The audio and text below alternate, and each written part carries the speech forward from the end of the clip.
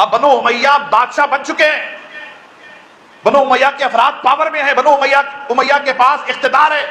سلطنت ہے، سب کچھ ان کے اپنے پاس ہے، مگر پھر بھی امام حسن امام حسین سے ڈر خوف ہے۔ امام حسن امام حسین یہ نہ بادشاہ ہیں ظاہری طور پر، نہ یہ سلطان ہیں ظاہری طور پر، نہ ان کے پاس حکومت ہے، نہ سلطنت ہے، نہ لشکر، نہ سپاہ، نہ ہتھیار، کچھ ان کے پاس نہیں ہے، مگر بنو امیہ کو ڈر کیوں ہے ان دونوں شہزادوں سے؟ بات صرف اتنی ہے دوستو کہ بنو امیہ بادشاہ تو بن گئے تھے، وہ بادشاہ بن کر عالم اسلام پر، جو اس وقت عالم اسلام تھا، اس پر حکومت تو کر رہے تھے، ظاہری طور پر عالم اسلام پر حکومت بنو امیہ کی تھی، اور سارے مسلمانوں کے دلوں پر حکومت امام حسن امام حسین کی تھی۔ امام حسن اور امام حسین کی حکومت تھی، اللہ اکبر، ان کے دلوں پر ان کی حکومت تھی۔ یہ جو دلوں میں حکومت ہے نا، یہ دلوں کی حکومت اسے کیسے چھینا جا سکتا ہے؟ بنو امیہ کو سب سے بڑی یہی پرابلم تھی کہ ان شہزادوں کی حکومت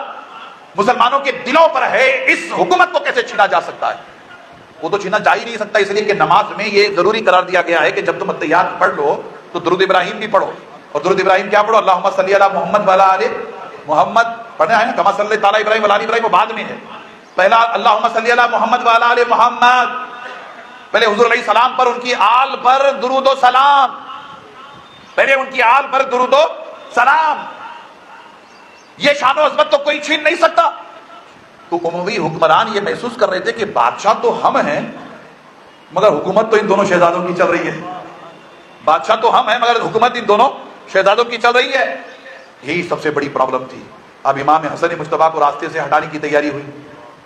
میں نے گزشتہ جمعہ مختصراً آپ سے کہا، راستے سے ہٹانے کی تیاری، امام حسین کو بھی راستے سے ہٹانے کی تیاری۔ اب آپ اندازہ لگائیں کہ بنو امیہ کے دور میں